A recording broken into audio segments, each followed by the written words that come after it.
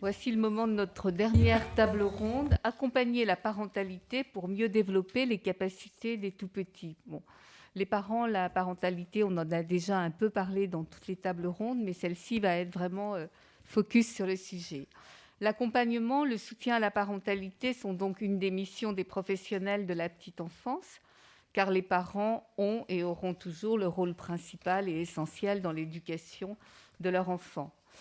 Et pourtant, les relations parents-pro ne sont pas toujours fluides et il y a certains parents qui ne sont pas si faciles que ça à accompagner.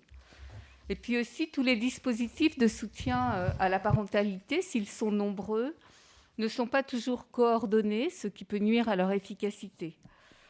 Comment donner plus de cohérence à toutes ces actions en faveur des parents ? Dans ce contexte, je pense que les 1000 jours et les dispositifs d'accompagnement à la parentalité, l'application pour smartphone, le site, bientôt un guide, les maisons des 1000 jours, sont une première réponse. Une autre sera peut-être apportée par la future charte nationale de soutien à la parentalité du jeune enfant, soutien à la parentalité qui est en cours d'élaboration. Ça sera le pendant de la Charte nationale d'accueil du jeune enfant. Elle sera donc sur ces questions d'accompagnement à la parentalité le texte de référence pour tous les professionnels. Elle est attendue pour début 2022. Elle est le fruit d'un travail réalisé par 4 experts, dont le sociologue Claude Martin, et d'une concertation en ligne qui a été ouverte au plus grand nombre.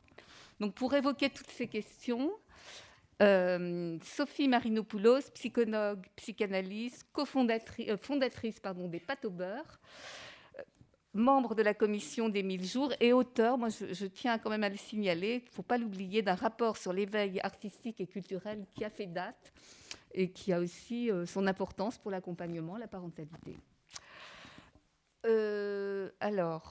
Daphné Bogo, directrice de l'enfance et de la famille au conseil départemental de Seine-Saint-Denis.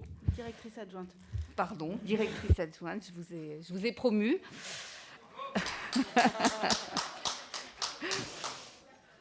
Thierry Couvert-Leroy, délégué national enfants et familles à la Croix-Rouge.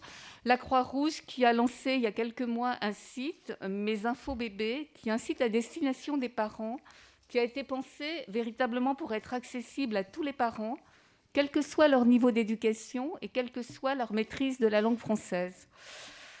Et enfin, il est où Florent ? Bon, il arrive. Donc, arrive incessamment sous peu Florent de Baumann, fondateur et directeur général de 1001 mots, une association qui met la lecture et le langage au cœur des relations parents-enfants et au cœur de la lutte contre les inégalités précoces. Bonjour à tous et merci beaucoup d'être présents aujourd'hui sur cette table ronde dédiée à l'accompagnement à la parentalité. Peut-être que pour introduire le sujet, on peut se poser... Bonjour Florent. On peut se poser la question plus précisément de en quoi consiste cet accompagnement de qualité à la parentalité. Et Sophie, peut-être pour introduire cette table ronde, vous posez la question de en quoi consiste, de quoi ont précisément besoin aujourd'hui les parents qui viennent dans ces lieux d'accueil, les pâtes au beurre, et comment aujourd'hui vous les accompagnez au quotidien.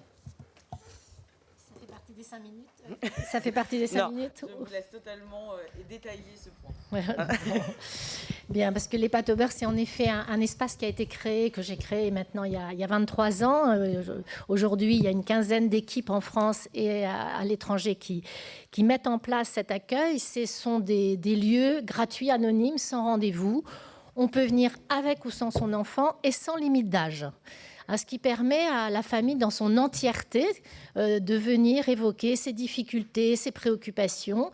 Ce sont des psychologues qui sont présents dans une cuisine, puisque la cuisine est une pièce absolument extraordinaire dans laquelle on peut se confier, partager, s'entraider, s'interroger. Et donc, c'est tout l'objectif de ce soutien. Nous, on parle plutôt de préoccupation parentale. Nous nous préoccupons des parents. Et j'avais envie, peut-être, si vous le permettez, de de faire un petit insert sur pourquoi ce lieu est important, mais pourquoi tous les lieux qui prennent soin des parents, et il y en a beaucoup, sont importants. Ça demande de ne pas faire l'impasse sur qui nous sommes, nous les humains. Quand même, juste peut-être aujourd'hui, se rappeler que nous sommes une espèce très particulière, et Nancy Huston nous rappelle que nous sommes une espèce fabulatrice, nous sommes une espèce qui parle, et nous sommes une espèce qui naissons, grandissons, devenons parents, vieillissons, dans le lien à l'autre. C'est-à-dire que le point fondamental, vital, vivant de nos histoires de vie, c'est le lien, c'est la relation. Et certes, nous vivons une crise climatique qui peut-être va nous faire tomber dans un chaos terrible, mais la crise des liens, la crise de nos relations, la non prise en compte de la qualité de la santé de nos relations est aujourd'hui extrêmement préoccupante. Nous avons totalement oublié qui nous sommes. Et Madame Oxixco, j'aimerais vous remercier d'avoir rappelé l'importance que nos vies aient du sens. Il faut que ça ait du sens. S'il n'y a pas de sens, on perd espoir. Si on n'est pas acteur de sa vie, on perd l'espérance, on devient désespéré. Nous sommes aujourd'hui, dans notre humanité, désespérés. Nous n'allons pas très bien. Donc, il va falloir qu'on ait le courage de regarder là où nous en sommes.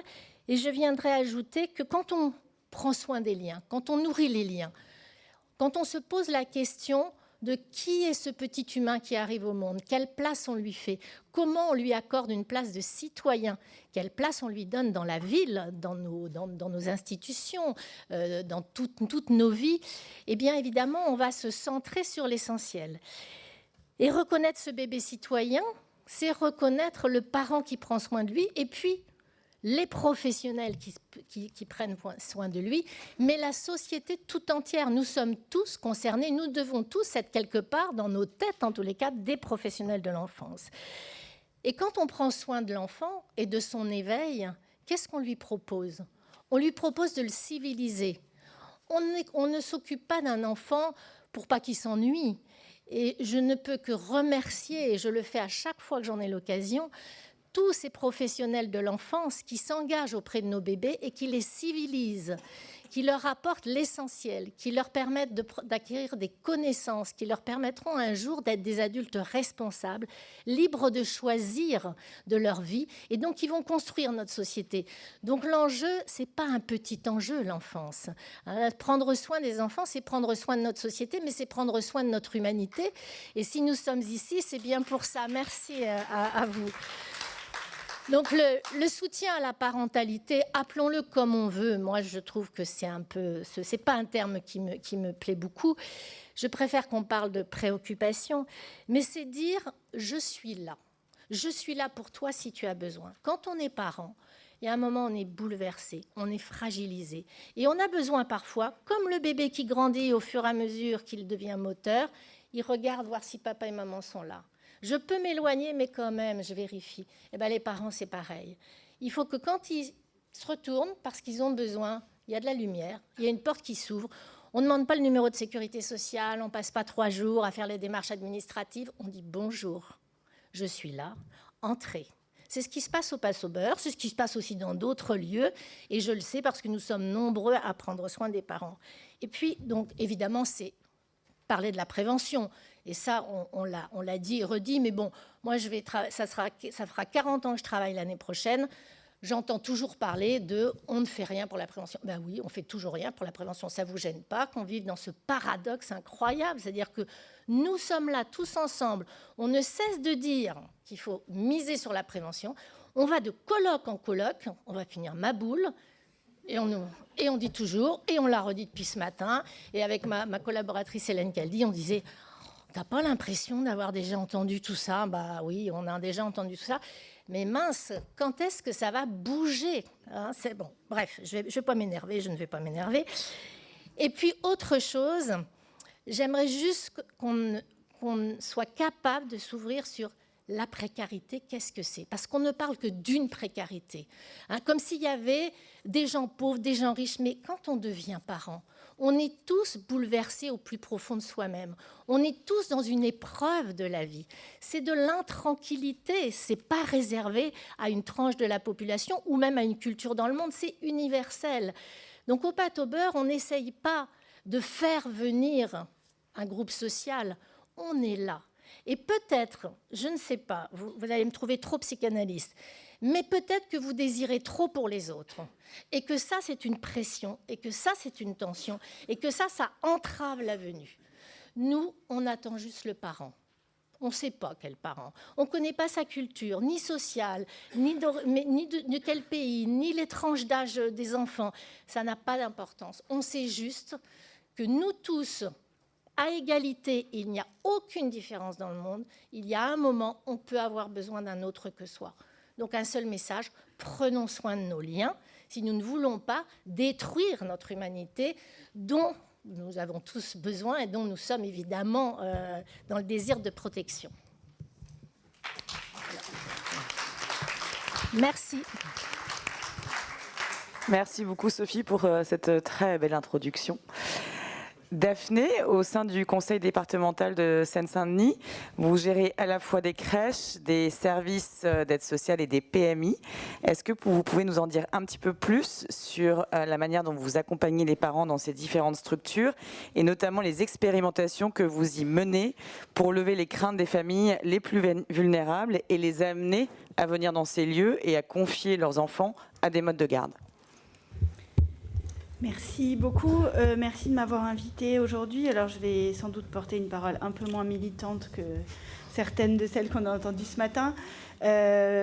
Donc, effectivement, je travaille au département de Seine-Saint-Denis. Donc, c'est une spécificité puisque nous sommes un des derniers départements à gérer des crèches départementales avec le Val-de-Marne et Paris, mais qui a un statut un peu particulier.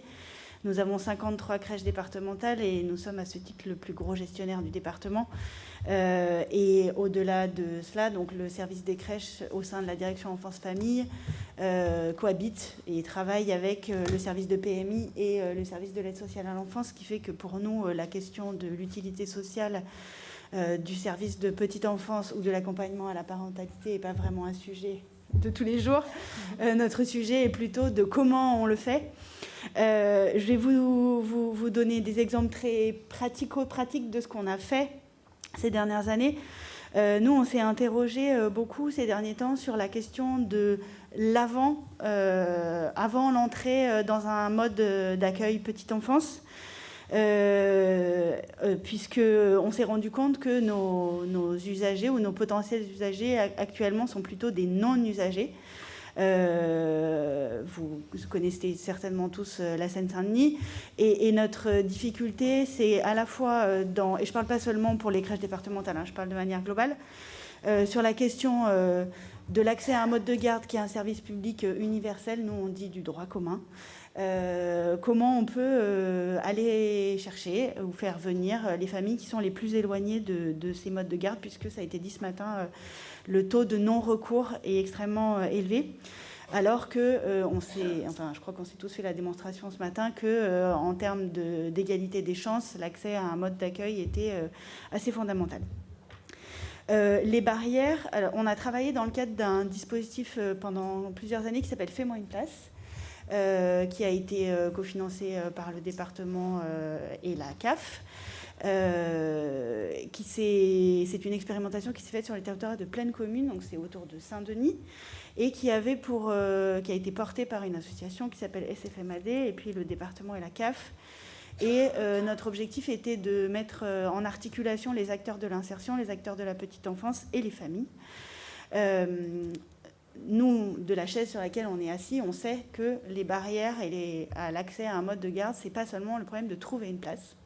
Ça, c'est ce que disent un peu mes collègues de l'insertion. C'est qu'il n'y a pas de place, donc les gens ne peuvent pas trouver de boulot derrière. Nous, on sait que c'est beaucoup plus compliqué que ça et que ça vient interroger des sujets liés à la question de la séparation, des sujets liés à « elle est où la crèche ? Ah ben non, elle est trop loin de chez moi ».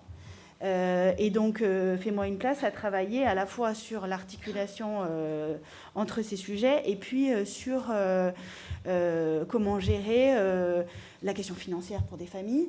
Ce que je peux vous dire du bilan du dispositif Et moi une place, c'est que l'accueil individuel s'est beaucoup plus mobilisé que l'accueil collectif sur ce dispositif-là, et que pour nous, c'était un peu une surprise et en même temps une grande satisfaction.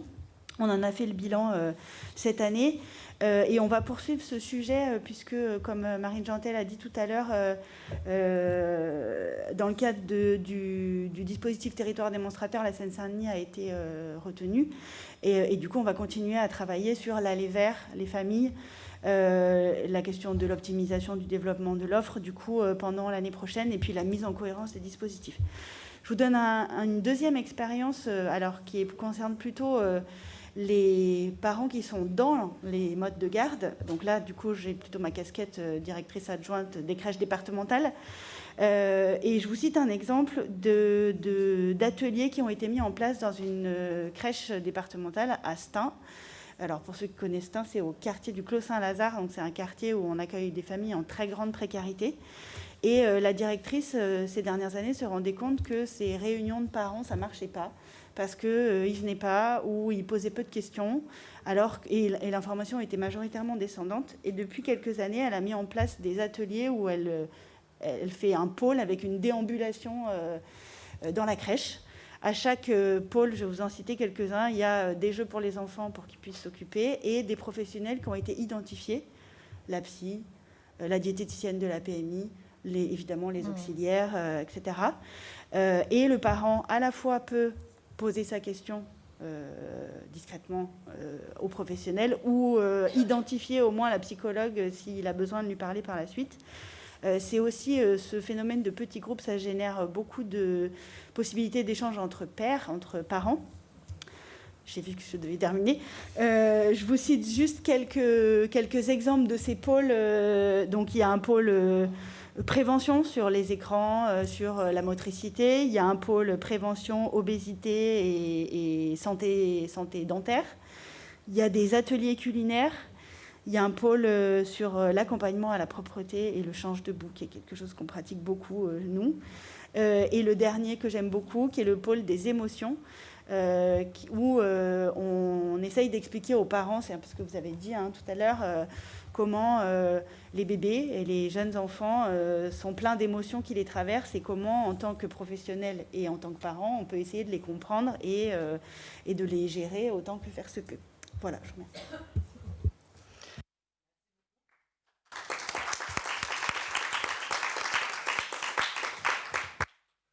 Plein de super initiatives en matière de coopération parents-professionnels notamment.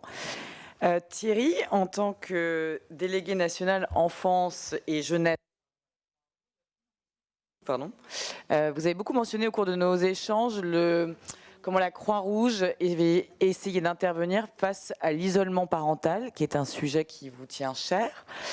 Est-ce que vous pouvez nous en dire un petit peu plus sur les différentes actions que vous menez sur cette problématique ? Donc, bonjour à tous. Déjà, merci de me donner la parole et merci d'ouvrir aussi ce débat. Je pense que la question de l'accompagnement des parents est pour moi, je pense, un point vraiment stratégique de la prochaine décennie. Et peut-être qu'effectivement, ça fait des années qu'on entend tous beaucoup de choses. J'espère en tout cas qu'on va aussi réussir collectivement à relever en tout cas ce qui est devant nous. Sur ta question, moi je pense que déjà la crise sanitaire, elle a reposé les choses, puisque de façon la plus universelle, les parents ils ont éprouvé à la fois des moments très qualitatifs avec leurs enfants, puisqu'ils se sont retrouvés dans une présence assez inédite et dans des rapports assez singuliers.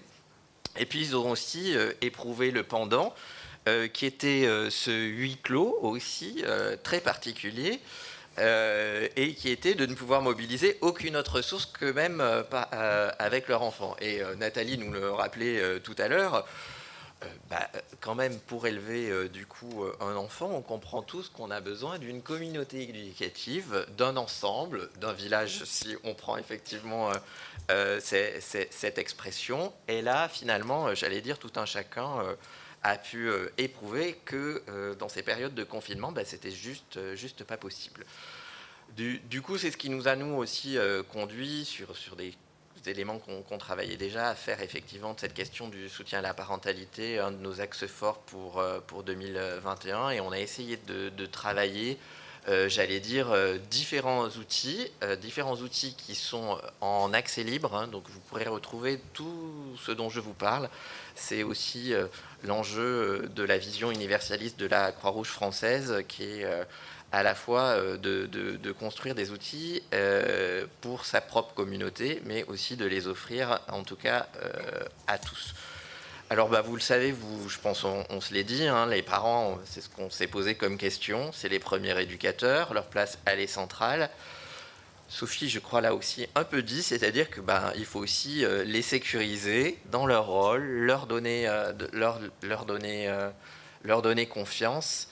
Et c'est ce qui nous a conduit à travailler sur un premier outil qui est celui de travailler sur des podcasts qu'on a appelés Parenthèses, et qui était celle de pouvoir proposer des témoignages de parents sur des moments compliqués de leur vie de parents, sachant, je crois qu'il faut qu'on se dise aussi collectivement qu'on a un peu une vision de ce que moi j'appelle parfois la parentalité parfaite, et que la parole, pour aussi dire qu'on est en difficulté, ne va pas de soi dans notre société, et que là aussi il faut qu'on arrive à avancer aussi collectivement pour pouvoir se dire que oui, c'est pas qu'un monde pavé de pétales de rose, et que c'est toujours quand même plus facile lorsqu'on peut trouver des personnes pour parler de ses difficultés et échanger. Ça a été rappelé aussi, on a souhaité construire un outil sur Internet qui s'appelle donc Mes Infos Bébés, qui est un outil qui a été co-construit avec nos professionnels de la petite enfance, c'est-à-dire que c'est avec eux que nous construisons les contenus. Et effectivement, ce qui a été rappelé, c'est de les rendre accessibles pour tous. Donc on travaille essentiellement avec des contenus imagés. On pourra effectivement travailler sur la question du bon développement, mais on voudrait travailler sur les perturbateurs endocriniens, enfin, un certain nombre de sujets que vous avez probablement tous en tête. Et à la fois, rappeler aussi pour moi que l'accompagnement numérique est indissociable de l'accompagnement physique et de proximité. L'enjeu, c'est de pas de se dire, lorsque justement on parle d'isolement, que c'est offrir une information pour se dire, si le parent il a l'info, ok, tout va bien, il est sécurisé.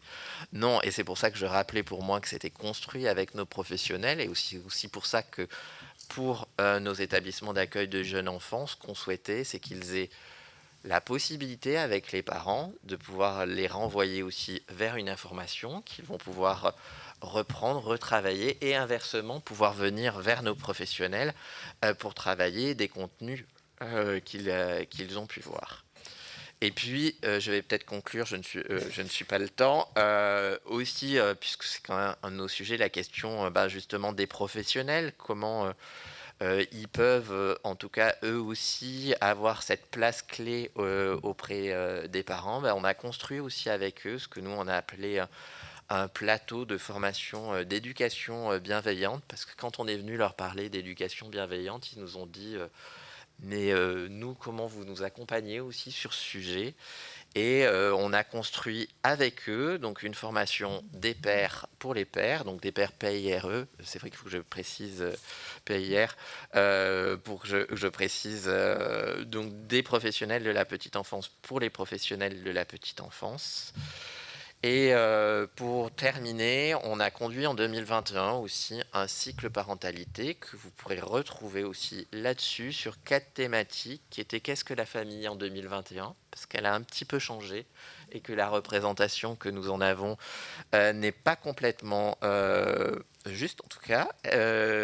De proposer aussi des réponses très concrètes pour accompagner justement les familles en situation de pauvreté, de pouvoir accompagner les familles dans lesquelles il peut y avoir une situation de handicap, que ce soit le parent ou l'enfant d'ailleurs, et effectivement aussi de lutter contre l'épuisement parental, puisque là aussi la question du burn-out parental est un sujet sur lequel la France s'empare peu du sujet, alors que de l'autre côté de notre frontière, en Belgique, nous avons des savoirs qui ont été particulièrement développés sur ce sujet.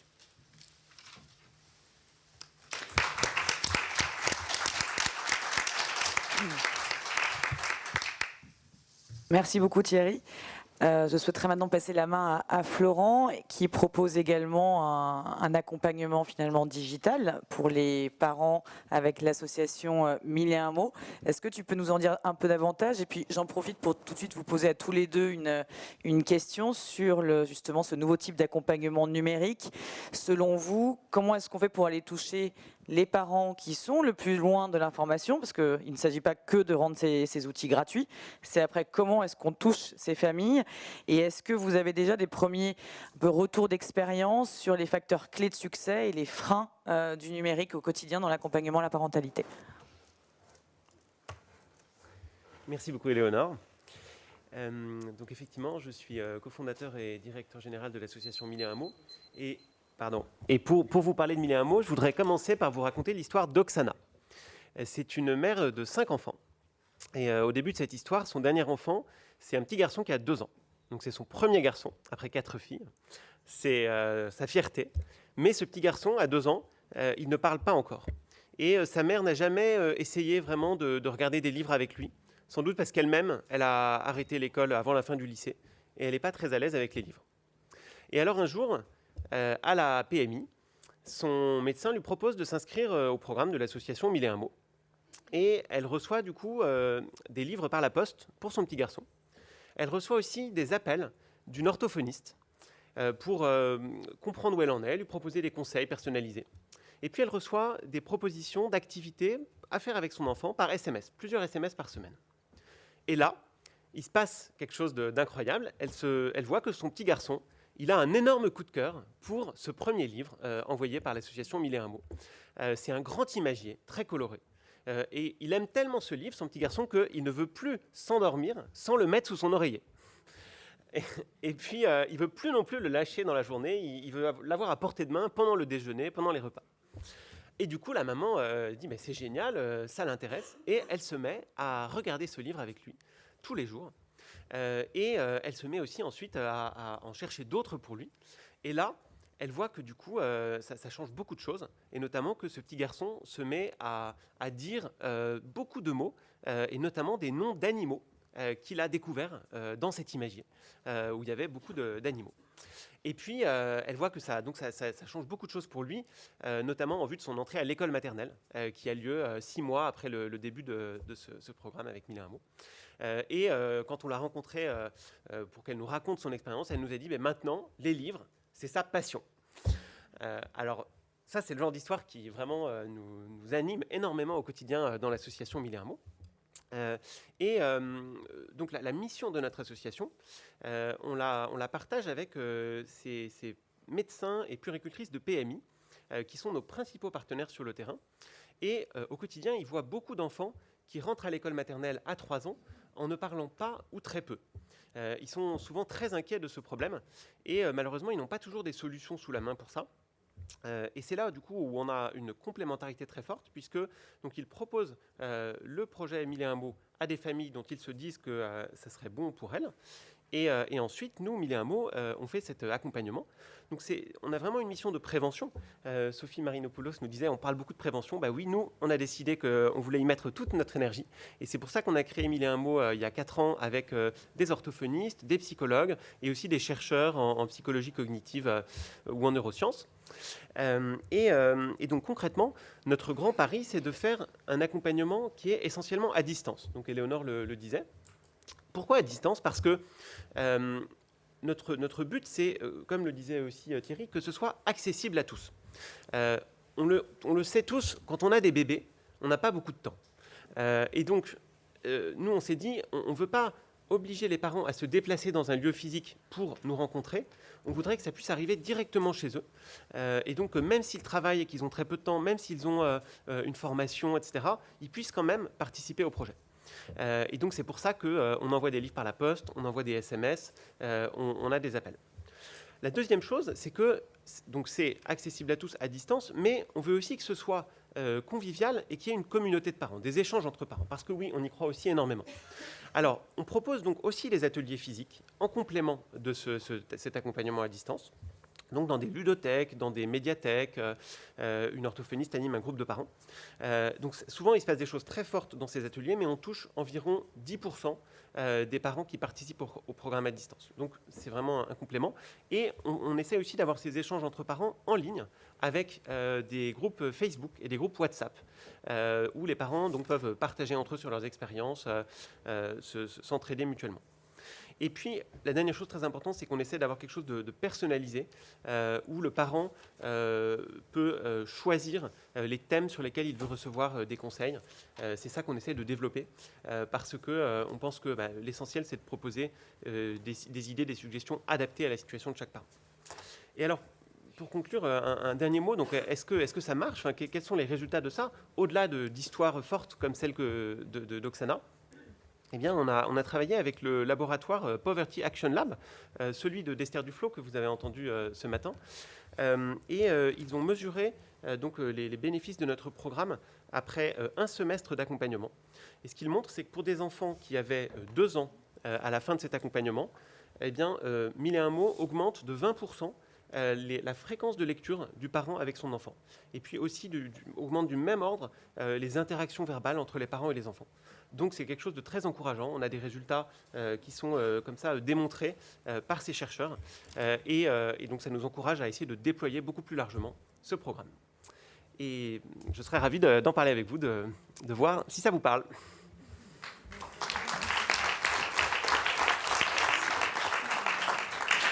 Merci beaucoup Florent. Peut-être Thierry, tu voulais apporter un complément par rapport à l'efficacité et les facteurs clés de succès de l'accompagnement numérique? Nous, on a fait un autre pari, mais parce qu'on peut s'appuyer sur notre réseau, sur notre maillage territorial qui est, j'allais dire, assez phénoménal. En tout cas, l'idée pour nous, quand je parlais, c'est pour ça, numérique aussi versus lien social ou avec lien social, c'est effectivement de permettre à l'ensemble du réseau bénévole de la Croix-Rouge française de pouvoir faire ces propositions à l'ensemble des familles qui vont rappeler. Je pense que ce que rappelait Sophie, c'est-à-dire que les personnes, elles viennent et c'est au moment d'un échange, parce qu'elles voient une affiche, c'est vraiment cette croisée, en tout cas, d'informations, de façon effectivement à ce que la démarche qu'ils aient soit une démarche, je sais pas, j'allais dire volontaire, en tout cas, une démarche active.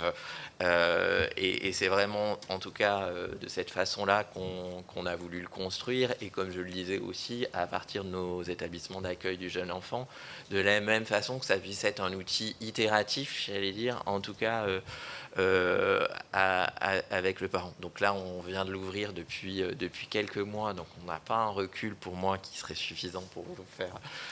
En tout cas, ce qu'on observe, c'est qu'effectivement, on observe les connexions. C'est difficile de dire après le qualitatif que ça va, et on sait aussi en temps d'appropriation pour notre réseau qu'on a besoin que nos bénévoles ils s'approprient, c'est-à-dire cette capacité de dire vous avez aussi ce possible, et j'allais dire qu'ils reviennent vers le bénévole qui là aussi par la connaissance territoriale qui va pouvoir dire peut-être aussi d'aller à la PMI, peut-être d'aller aussi vers un lieu d'accueil parent, de pouvoir effectivement retravailler ces questions de réseau. C'est en ça où effectivement c'est un outil complémentaire. Oui, cet échange me fait penser aux travaux de Bernard Stiegler, qui nous rappelle que l'information, c'est pas la connaissance. Ce que l'on reçoit de notre téléphone, c'est une matière brute, mais pour que ça devienne une connaissance, c'est-à-dire une richesse personnelle et intérieure, encore faut-il la transformer. C'est pour ça qu'on aura toujours besoin de liens humains. Et c'est pour ça que les parents, ils nous disent au Patober, ils sont un peu gavés en même temps parce qu'on leur donne beaucoup d'informations. Mais après, qu'est-ce qu'ils en font? Mais on pourrait dire la même chose avec les professionnels. Et on voit bien comment les professionnels de l'enfance, de la petite enfance, ont justement besoin de passer par leur propre expérience que nous a proposé Madame Grenier. C'était vraiment passionnant d'entendre toute cette éthique derrière le travail qui était fait avec les professionnels, qui puissent être autonomes, acteurs, et que justement ils fassent cette transformation interne dont parle Bernard Stiegler. Et c'est une fois de plus le défi civilisationnel. C'est-à-dire si on n'est qu'une somme d'informations, on n'est pas dans l'humanité. C'est quand on peut la transformer qu'on passe justement du côté du partage et de l'entraide. Et ça, c'est très important, l'entraide sur le soutien à la parentalité. Nous, on est dans le collectif au Pâte au beurre. Les parents viennent à leur rythme et ils vont rencontrer d'autres parents que sans doute ils n'auraient vu nulle part ailleurs parce que justement, ils se croiseraient pas dans leur quartier et où ils vont ensemble partager sur un dénominateur commun, c'est quoi être parent ? Qu'est-ce que j'ai envie, moi, de façon très singulière, qu'est-ce que j'ai envie de transmettre à mon enfant ? Je rencontre un autre parent qui ne veut pas la même chose, ça engage des discussions et ça permet justement de pouvoir s'affirmer et se sentir légitime dans la manière dont chacun a envie d'être parent, dans le respect de la différence. C'est des défis, hein, c'est des gros défis. Hein. Voilà.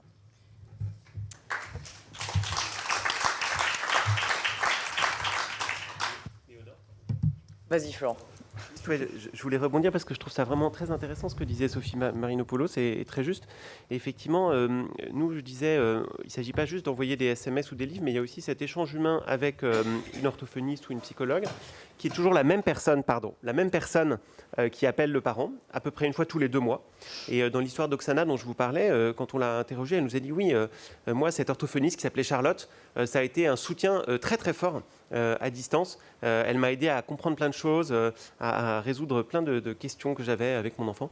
Donc je pense que oui, cette dimension humaine, elle est essentielle, mais il ne faut pas opposer du coup le à distance et le humain. C'est-à-dire que par téléphone, il peut y avoir des échanges très très forts qui se font. Et juste une autre chose pour rebondir sur ta question sur comment toucher les familles les plus vulnérables. Nous, en complément du partenariat avec les PMI, on a aussi un partenariat avec les caisses d'allocation familiale, les CAF, qui envoient des emails ou des SMS à des parents de leur base d'allocataires pour leur proposer de s'inscrire au programme de 1001 mots. Et on le fait notamment en Seine-Saint-Denis, avec la CAF de Seine-Saint-Denis depuis 6 mois, à Aulnay-sous-Bois. Et à Aulnay-sous-Bois, par exemple, on a eu 10% des familles ayant reçu ce mail ou ce SMS qui se sont inscrits volontairement, ce qui est vraiment très intéressant juste après un envoi de mail ou de SMS. Donc c'est une autre façon assez nouvelle. En fait, c'est une forme d'aller vers, diraient les travailleurs sociaux, mais grâce à des SMS ou à des mails et qui permettent de toucher beaucoup de familles.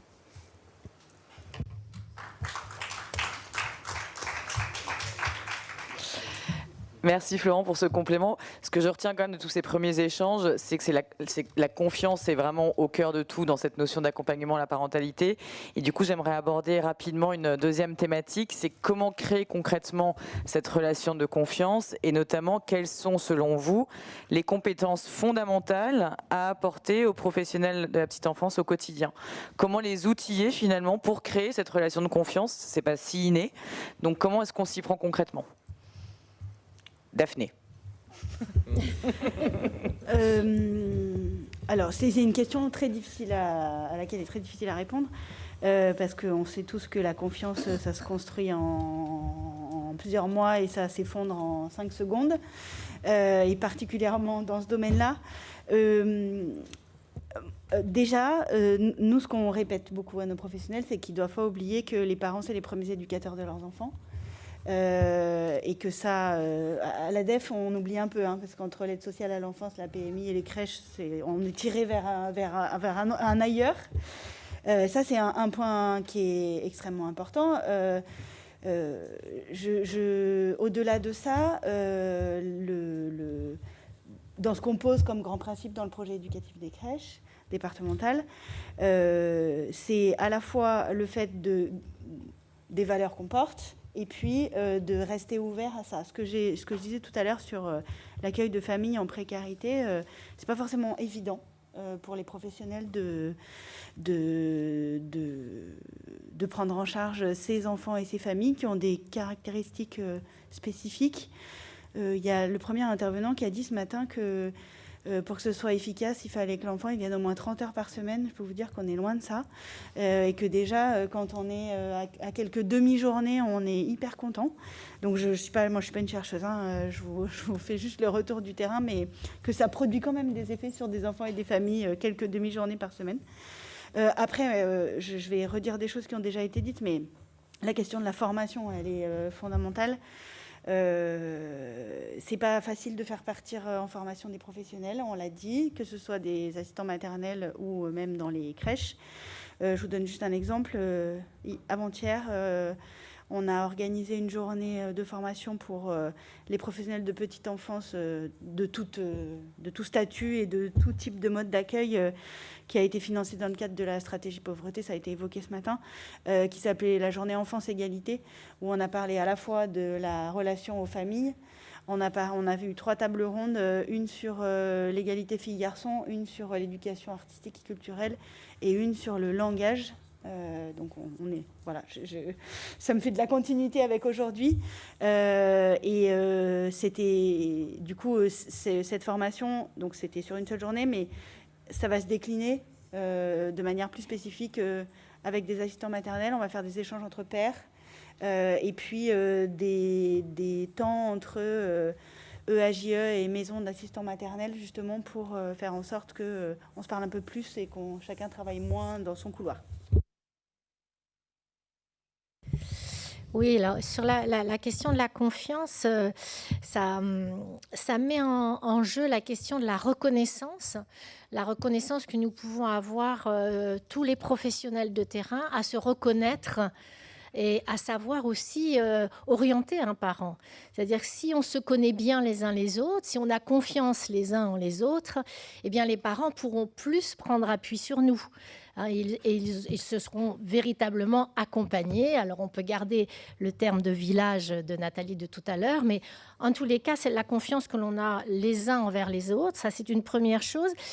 Et il y a une autre chose peut-être un peu plus complexe pour nous tous, c'est pouvoir mesurer sa propre vulnérabilité, c'est-à-dire toujours avoir accès à sa propre fragilité, parce que si on sait qu'on est dans l'incomplétude, qu'on ne sait pas tout faire, donc si on renonce à cette toute-puissance, eh bien justement, on pourra reconnaître les autres à leur juste place et orienter les familles. Donc c'est à la fois, bien, je ne reprends pas ce que vous avez déjà dit, la formation, etc., mais la formation participe à la confiance en soi.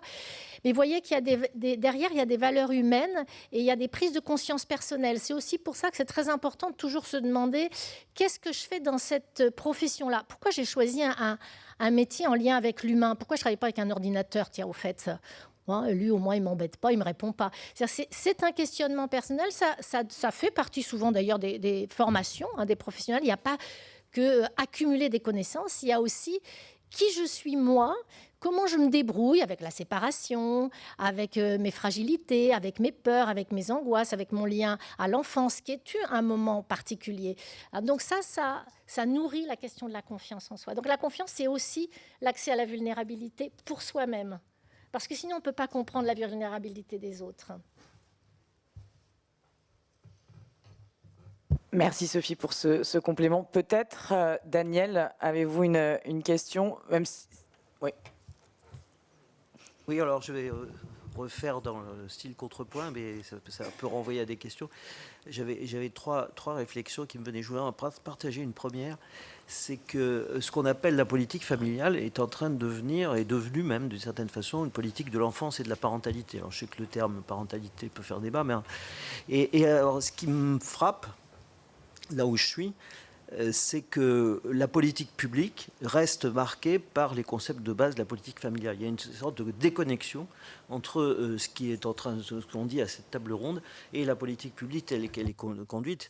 Je renvoie là-dessus, c'est pas une critique, parce qu'ils ont travaillé sur commande, un travail qui avait été fait par l'IGAS et l'IGF sur la revue de dépenses famille. Les débats qu'on a ici sont pas du tout abordés du point de vue budgétaire. Donc c'est quand même très intéressant. Je reviens sur cet aspect qui est quand même ma spécialité, c'est l'économie et l'économie de tout ça. J'avais une deuxième, et à ce propos-là, Adrien Taquet en a parlé un peu en introduction. Il y a deux situations de parentalité dont on parle pas. La première, elle est connue, c'est la situation de monoparentalité. C'est pour ça qu'on a fait la réforme des pensions alimentaires dont il a parlé au début.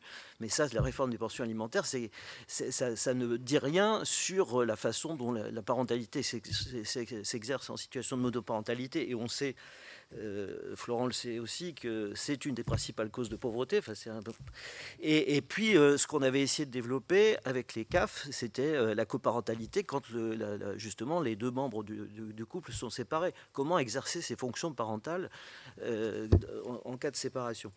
Et puis, dernier point, c'est une évocation. Je pense qu'il y a un débat qu'on n'a pas été jusqu'au bout. Et en fait, c'est un débat fondateur pour le plus important, c'est la place du numérique dans tout ça. On a tous peur un peu du numérique et on voit bien les effets négatifs que peut avoir le numérique sur les parents, sur la petite enfance, etc. Et en même temps, on voit qu'il y a le numérique, c'est la langue des hommes. Ça peut être le pire ou la meilleure des choses. Et comment faire en sorte que ça soit la meilleure des choses et comment conjuguer en fait ce que dit Sophie, c'est-à-dire ce lien interpersonnel et puis qui peut aussi transiter par les canaux du numérique. Comment arriver à conjuguer tout ça. Puis je voudrais m'associer au cri de Sophie tout à l'heure sur on parle de prévention, ça fait des années, et on n'en fait pas. Et la prévention, c'est le principal investissement social quand on parle de prévention. Je ne vais pas redire ce qu'elle a dit, elle a dit beaucoup mieux que moi. Mais je voudrais m'associer à son cri. Je pense qu'on peut tous s'y associer. Je ne peux pas laisser Daniel dire qu'il n'y a pas assez d'argent ou pas assez de débat budgétaire sur la parentalité sans faire une proposition. Parce que récemment, avec Terra Nova, on a publié une note sur que devrait faire le prochain président de la République en matière de petite enfance. Et une des recommandations, c'est de tripler les financements consacrés au soutien à la parentalité pour la petite enfance, qui sont aujourd'hui de 100 millions d'euros, et de les passer à 300 millions. Donc voilà, si tu veux, Daniel, du concret, du budgétaire, le voilà. Oui, mais j'applaudis la proposition. Merci beaucoup. Ce que je constate, c'est que ce n'est pas repris aujourd'hui par les budgétaires dont tu viens. Merci beaucoup.